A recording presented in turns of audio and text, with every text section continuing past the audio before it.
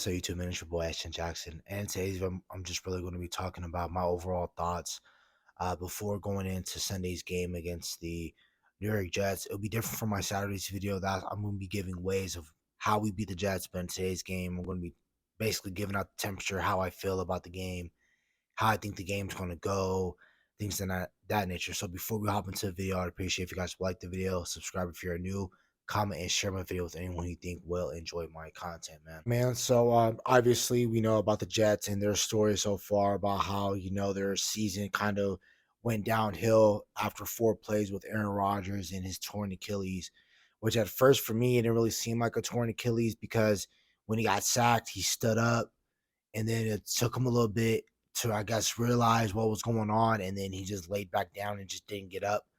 And I didn't know the severity of the injury. I just knew he has some sort of injury, of course, but I didn't see it being that significant in it being an Achilles.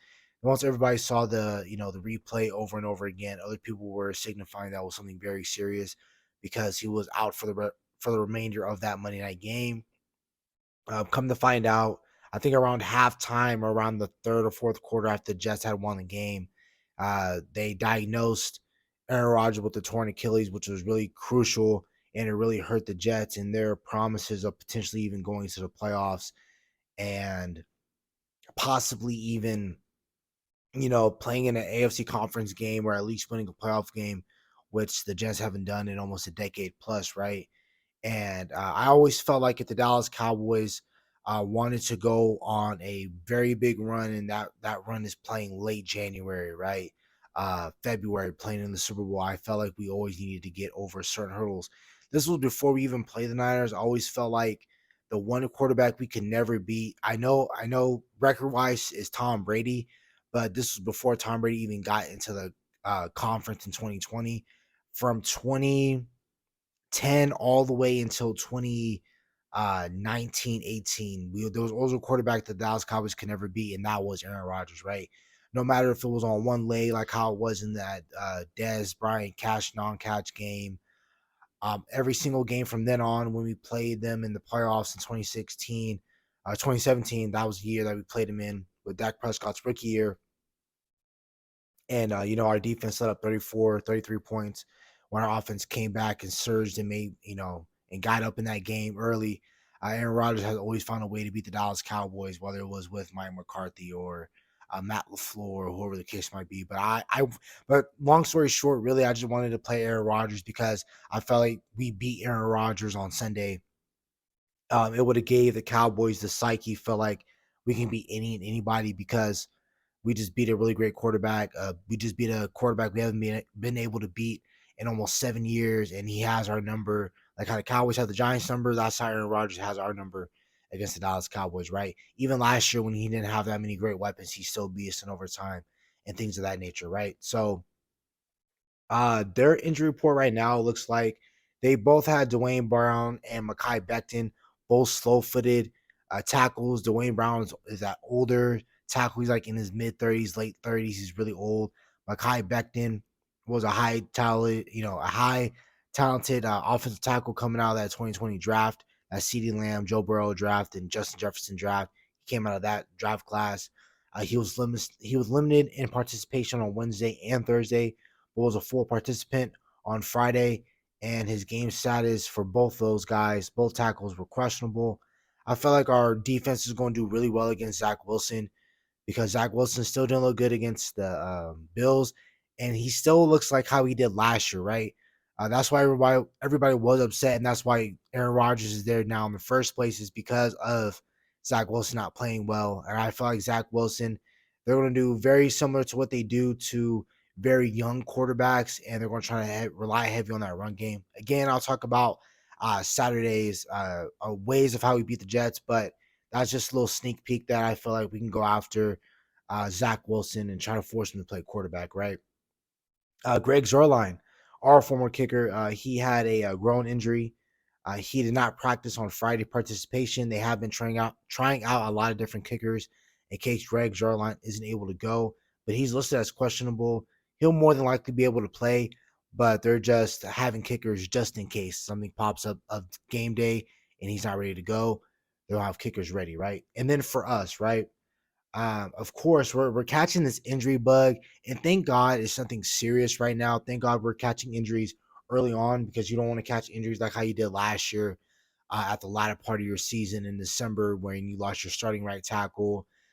You never was able to find your replacement for wide receiver two. Michael Gallup was still hurt and things of that nature, right? So I'd rather peak at the perfect time around Thanksgiving, December, be on a very hot win streak going into the playoffs than be on a hot streak and then you're losing players because now you're coming into the game with different game plans because you have different structures of offensive line, receivers, cornerback two, defensive linemen, anything of that nature, right?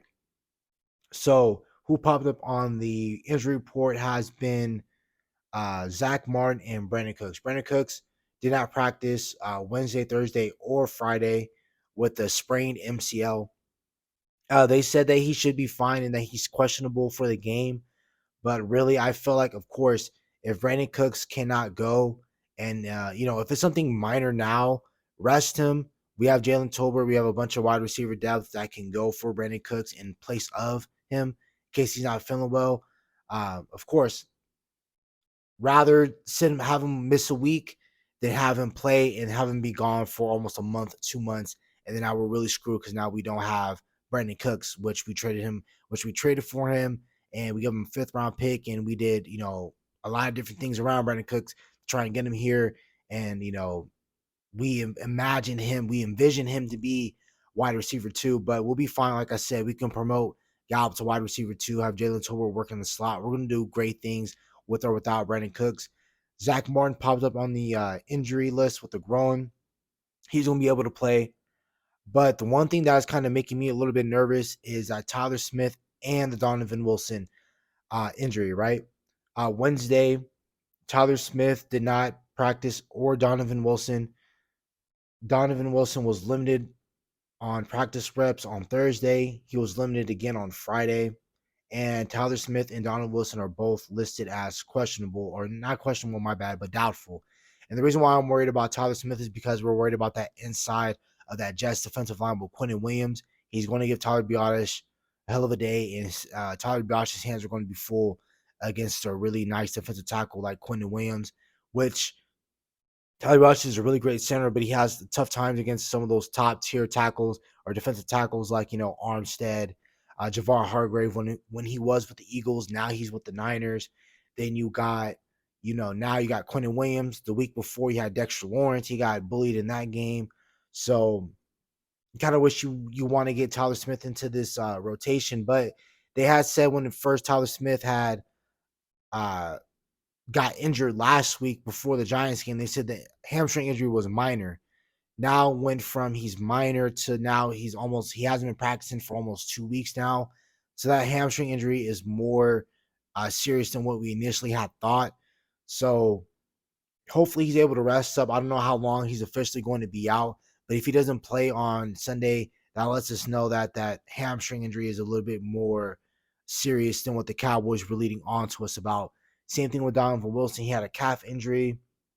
Of course, when that happened in July, and he's about to be out for almost a month and a half with his injury. We're fine with Donovan Wilson. Of course, we want him back, but we got Marquise Bell, Wanye Thomas. We still have a lot of great safety depth out there that we don't necessarily need Donovan Wilson.